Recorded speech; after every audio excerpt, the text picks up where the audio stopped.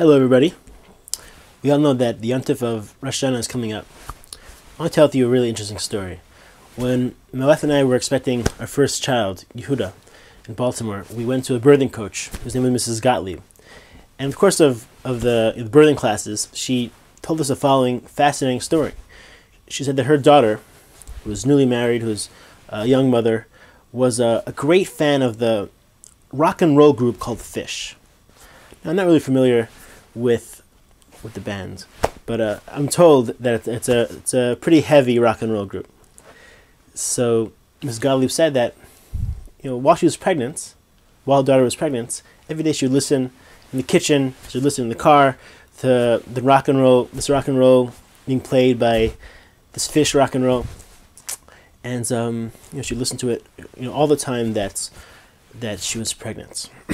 And eventually she had a baby, and fascinating enough that whenever her baby was crying, whenever the mother would turn on the music that she played when the baby was a fetus, the baby would calm down, the baby would stop crying. And the theory goes is that basically the child associated the music, the heavy metal rock and roll music, with the tranquility of being in the womb. And whenever the baby would hear the music, it would connect to that soothing, tranquil experience and calm down. Rosh Hashanah has a very similar thing. We know that the mitzvah on Rosh Hashanah is to blow the shofar. Now our sages say, the Torah says that when the Jewish people were at Har Sinai, got the Torah at Har Sinai, they heard this incredibly loud sound of a shofar. And every one of our neshamas were there. Every one of our neshamas were there in utero. Were there as developing fetuses.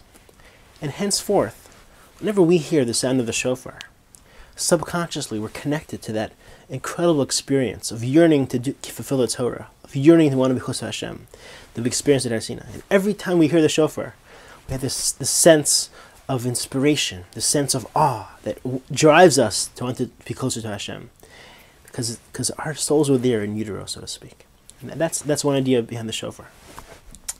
That's the reason why the shofar inspires us to return to Hashem. It's this subconscious, subliminal call from thousands of years to return back to the Torah. I want to share with you a remarkable story that I saw about the shofar. In the yeshiva of Torah V'das in New York, the Rosh Yeshiva, who since passed away, his name was Rabbi Avram Pam. I'm fairly close with Rabbi Pam's son. And Rabbi Pam was the makri.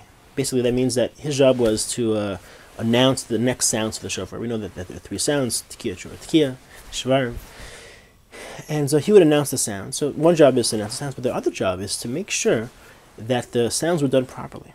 And if they were done improperly, or they were not long enough or too short, he would have the Baal Tekiah do it again. He'd have the shofar blower to do it again. And there's a remarkable thing. Every year, when Rabbi Pam would be the makri and would guide the shofar blower in his sounds, after so basically he would tell him what sound to do, and there's a problem, he'd tell him to do it again.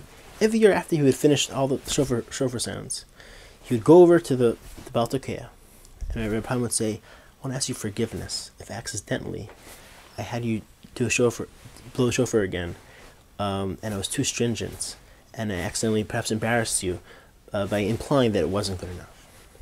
To me, this is a fascinating story because the shofar is a very serious mitzvah. It's a very serious mitzvah. It has to be done properly. But at the same time, Rabbi Pam would ask for. He understood the human element as well, and he knew that this something perhaps can cause embarrassment to his Baal Tekiah. And he would ask forgiveness every year. Please forgive me if I accidentally, inadvertently insulted you by having you do it again. Let's absorb this beautiful lesson. Let's have a really inspiring Rosh Hashanah, and have a really delightful New Year together. Have a good Shabbos.